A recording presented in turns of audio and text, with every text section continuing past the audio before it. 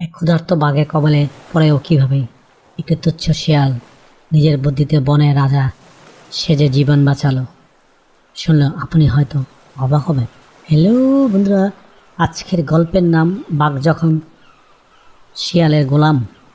বনের মাঝখানে এক বিশাল পর্বত, সেই পর্বতের পাদদেশে বাস করত এক বিশালকায় বাঘ। বেশ কয়েকদিন ধরে বাঘটি কোনো শিকার ধরতে পারছে না। পেটে প্রচণ্ড খিদে নিয়ে সে ঝোপের আড়ালে ওত পেতে বসেছিল। ঠিক এমন সময় দেখলো একটি দ্রুত শিয়াল মনে আনন্দে সেখান থেকে হেঁটে যাচ্ছে। বাঘ আর দেরি করলো না, এক বিশাল লাফ দিয়ে সে শিয়ালটিকে ঝাপটে ধরল। শিয়ালটি একদম থমকে গেল। সে বুঝল আজ তার আয়ু শেষ, কিন্তু ভয় পেয়ে চিৎকার করার বদলে সে তার মগজ খাটাতে শুরু করলো। যখন বাঘটি তাকে মুখে পড়তে যাবে, ঠিক তখনই শিয়ালটি গম্ভীর গলায় গর্জে উঠল। শিয়াল বলল, থামুন! আপনার এত বড় সাহস যে আপনি আমাকে খাওয়ার চিন্তা করছেন? বাঘ অবাক হয়ে গেল। সে সাবা শিথিল করে বলল, কেন? আমি ক্ষুধার্ত আর তুই আমার শিকার।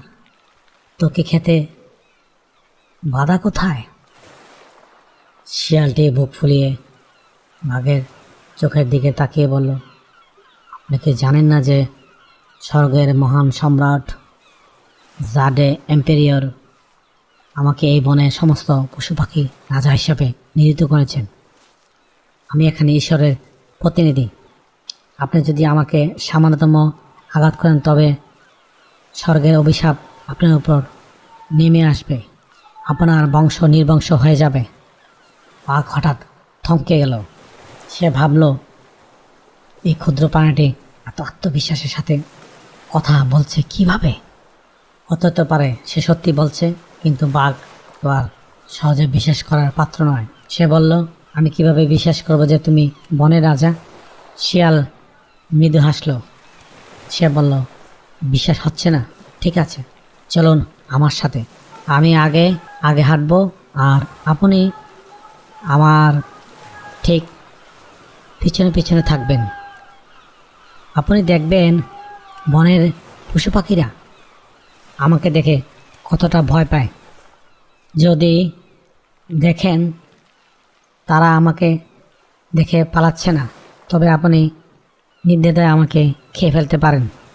বাঘ রাজি হলো। শুরু হলো এক অদ্ভুত যাত্রা। সামনে হেলে দুলে বুক ফুলিয়ে হাঁটছে ছোট্ট এক শিয়াল, ঠিক তার পিছনে পিছনে দাঁত মুখ খিচিয়ে হাঁটছে বিশাল এক বাঘ। তারা যখন বনের গভীরে প্রবেশ করল, তখন হরিণের পাল ঘাস খাচ্ছিল। হঠাৎ তারা দেখল শিয়াল আসছে। তার ঠিক পিছনে যমদূতের মতো এক ক্ষুধার্ত বাঘ। হরিণগুলো প্রাণ ভয়ে যে যেদিকে পারছে দৌড়ে পালাচ্ছে। কিছুদূর পর একদল বানর গাছে কিচিমিচি করছিল। শিয়ালকে দেখানো বরং পেছনে থাকা বিশাল বাঘটিকে দেখে তারা আতঙ্কিত হয়ে গাছের মগডালে গিয়ে লুকালো। খরগোশ, বনশূকর যে প্রাণী তাদের দেখছিল, তারা ভয়ে কুঁচকে যাচ্ছিল। যে যেদিকে পারে পালিয়ে যাচ্ছিল। শিয়ালটি তখন বাঘের দিকে ফিরে আর চোখে তাকালো এবং বলল, দেখলেন তো সবাই আমাকে কতটা ভয় পায়? কারো সাহস নেই আমার সামনে দাঁড়িয়ে থাকার। বাঘ তো বাঘ। সে দেখল সত্যিই তো ছোট বড় সব প্রাণী শিয়ালকে দেখে পালাচ্ছে। সে কোনাক্ষরেও বুঝতে পারল না যে পশু পাখিরা আসলে শিয়ালকে নয়, বরং তার পিছনে থাকা বাঘটিকে দেখে পালাচ্ছে। বাঘ বিনীতভাবে মাথা নিচু করে বলল, সে ভাবল আমি ভুল করেছি। এই শিয়ালই নিশ্চিতভাবে কোনো ঐশ্বরিক শক্তির অধিকারী। বাঘটি লজ্জিত হয়ে শিয়ালের কাছে ক্ষমা চাইল এবং প্রাণ ভয়ে সেখান থেকে দ্রুত পালিয়ে গেল। শিয়ালটি ঝোপের আড়ালে গিয়ে ও করে হেসে উঠল।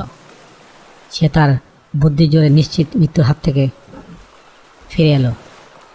এই গল্পের ইতিবাচক দিক হলো প্রতিকূল পরিস্থিতিতে ভেঙে না পড়ে মাথা ঠান্ডা রেখে বুদ্ধি খাটালে অনেক বড় বড় বিপদ থেকে মুক্তি পাওয়া সম্ভব। হ্যালো বন্ধুরা, আজকে এই গল্পটি কেমন লাগলো কমেন্টসের মাধ্যমে নিচে জানিও। আবার দেখা হবে অন্য কোনো গল্পে। Thank you for watching. Please subscribe.